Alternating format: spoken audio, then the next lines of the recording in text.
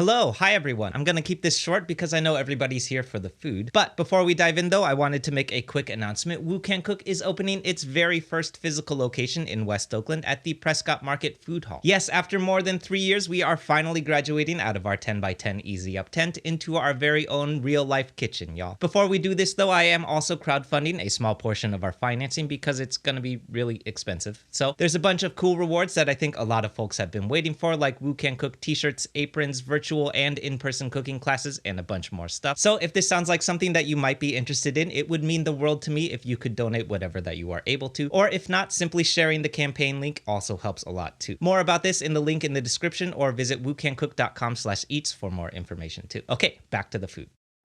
Hello, hi everyone. Welcome back to Woo Can Cook. My name is Wesley, and this is a show where we are slowly cooking our way through all of the food from my childhood. Today we're diving back into our series dedicated to Chinese dim sum classics with a shot at a fried glutinous rice dumpling known as a Xian Shui Jiao. For those who are new to the channel, in this series we have been gradually cooking our way through pretty much every item that you have seen on the carts when you go out for dim sum with your friends, ranging from the quick and easy shumai to the elaborately difficult xiaolongbao dumplings and everything in between. More specifically today, the Xian Shui Jiao or saltwater dumpling is made up of a dumpling skin containing glutinous rice flour that has been filled with a minced pork filling, then deep fried for a simultaneously chewy and crispy quality. Unlike most other dumplings, however, the filling to our dumpling today is going to be par-cooked before added to the dumpling, which in turn allows us to dedicate our deep fry entirely to crisping up the dumpling skin, which, as we'll see in a moment, will prove to be pretty tricky and terrifying. Okay, so let's get into it.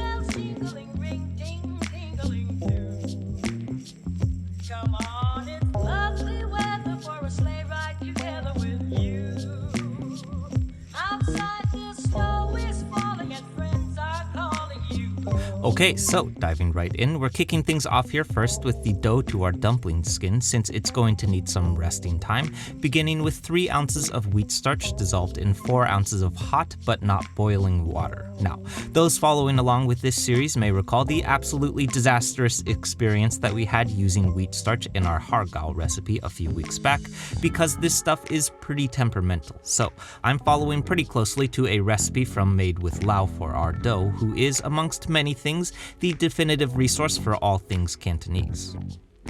In my largest mixing bowl here, I'm combining 10 ounces of glutinous rice flour with 5 ounces of cold but not ice water, along with 1.5 ounces of white sugar and 2 ounces of animal fat. This is bacon lard that I'm using, but you could also use butter too if you need to. As a side note, Xian Shui Jiao directly translates to saltwater dumpling, but as you may have noticed, it does not actually contain any salt. It does, however, contain sugar though, which means I feel like that it should be called Tian Shui Jiao? I don't know. I don't really get what's going on here. Anyway, I'm mixing this up until a pebbly dough forms, then gradually streaming in my wheat starch slurry until fully incorporated and a dense but workable dough forms.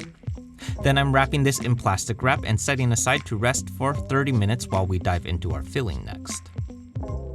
Moving right along to our filling here, we're kicking things off with some aromatic veggies first. This is 4 cloves of crushed and minced garlic to start, followed by 1 inch or about 1 tablespoon of fine minced ginger. We are making a filling today, so as you might notice, pretty much everything that we're adding is going to be minced. This is 3 shiitake mushrooms that have been rehydrated in boiling water for 10 minutes, then I'm removing their stems and similarly mincing as well. Moving on next is 3 green onions, which we're separating by their whites and greens, then slicing thinly as well. While these are both heading into our filling, they're going to be added at drastically different times during the cooking process due to the delicate nature of the green portion, so it is still important to separate these today. Next up, this is some baby bok choy, which I'm similarly mincing as well, then we're setting this all aside for a moment while we dive into our pork next. Okay, so I've seen some differing opinions on what cut of pork would be best for our purposes here today. Some folks swear by pork belly, others say pork shoulder. This is some pork loin that I've got for our version today, which we're mincing as well. I think the leaner cut is going to work best for our filling, otherwise there's going to be a lot of extra liquefied fat to contend with going into the dumpling itself. On the other hand though, I do think that the shape and cut of a strip of pork belly would have been a lot easier to mince too, so choose for yourselves accordingly. In either case, whatever that you do choose, I might recommend partially freezing your pork, which would make it a lot easier to manage for fine cuts like this. Either way, we're going for a rich and savory marinade in our pork today, since it is also where the majority of the umami is gonna come from in our filling too. So, up first, this is 4 tablespoons of soy sauce to start, followed by a single tablespoon of sesame oil for some added fat, and a tablespoon of Shaoxing wine to help tenderize. Then rounding this out is a half teaspoon of white pepper, followed by a single tablespoon of dark soy sauce, which we're mixing to combine and letting marinate for 30 minutes. Over on the stove, I have my wok heating up at medium heat so that we may, as promised, par cook our filling today.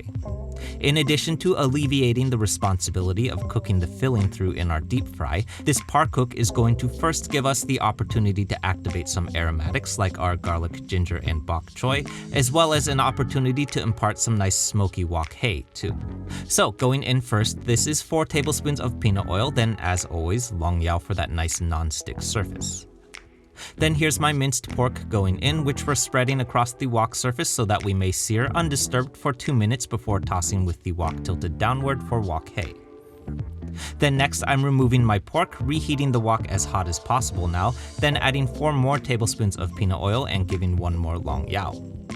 Then here's my aromatics going in. This is my garlic, ginger, and the whites of my green onions, which were blooming for about 15 seconds until nice and fragrant, then following up with our shiitake mushrooms and bok choy. This bok choy is also going to release some nice aromatic qualities when fried too, so I'm giving it a solid 30 to 45 seconds in the wok before we return the pork back and toss to combine. Finally, here's the greens of my green onions going in, which we're briefly tossing to combine, then removing from heat so that we may begin folding our dumplings next. Back over on the cutting board, I've got my now rested dough before me, which I'm starting off by weighing out the entire dough ball so that we may divide this into 12 equal pieces. This ended up being 1.5 ounces a piece for me, but I also had some filling left over too, so adjust accordingly for yourselves.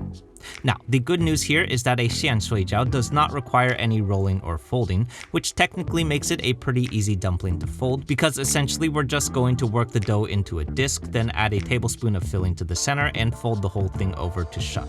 However, in my opinion, glutinous rice flour is also a pretty finicky starch to work with, so I will say that I personally ran into a lot of trouble shaping the dough without having it break or split. I think a lot of this has to do with moisture content, although I did find that the dough was a little bit too loose to work with, so I also ended up working in a lot of bench flour into my dough too. Back over on the stove, I have my fryer heating up now at a wildly low 325 degrees F, which we're going to maintain as we fry our dumplings 4 at a time. Now, you may be asking, Wesley, why are we frying our dumplings at such a low temperature? Isn't that going to take forever? And yes, it will. Glutinous rice flour activates in heat, so the natural blistering is going to give us a nice crispy exterior even at low heats. However, this also took me about 20 minutes to get our dumplings to turn golden brown, which incorrectly led me to attempt this at a higher 350 to 375 degrees F. And while this did get us a faster and more golden result, it also activates the glutinous rice flour a lot more quickly, resulting in literal exploding dumplings in your fryer, which is not good. As always, I'm here to make these mistakes so that you don't have to. In any case, I'm serving this up with a side of red vinegar to dip in, and we're ready to eat. Alright, so first off, this is easily one of my favorite dumplings to look for anytime that I eat dim sum at a restaurant, and I honestly think it's also the one that's most often overlooked too. The exterior is crispy and crunchy from the deep fry, with a chewy and dense interior thanks to our glutinous rice flour. Then our minced pork filling is deeply savory from the dark soy sauce with some nice aromatics from our bok choy and green onions. I personally dip this in a tiny bit of red vinegar for some brightness, but I also really do think that these are fine on their own too because we get so much umami and flavor from the minced filling itself.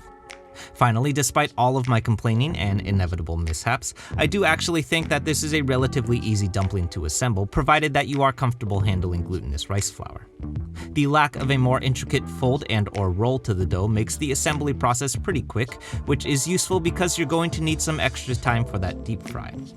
The one caution I will mention is that I will stand by my statement that wheat starch is a finicky and temperamental ingredient to work with.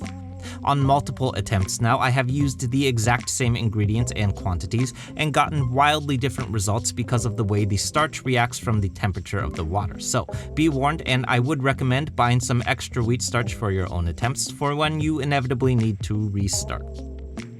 Okay, so that's it everyone. I hope you enjoyed this and I hope you give this one a shot. For those who are new to the channel, this one is part of a larger series dedicated to classic Chinese dim sum breakfast food, so definitely check out that series next if you haven't yet, because there's a lot of these. As always, like, comment, subscribe, share, be nice interneters, and I'll see you soon. Bye.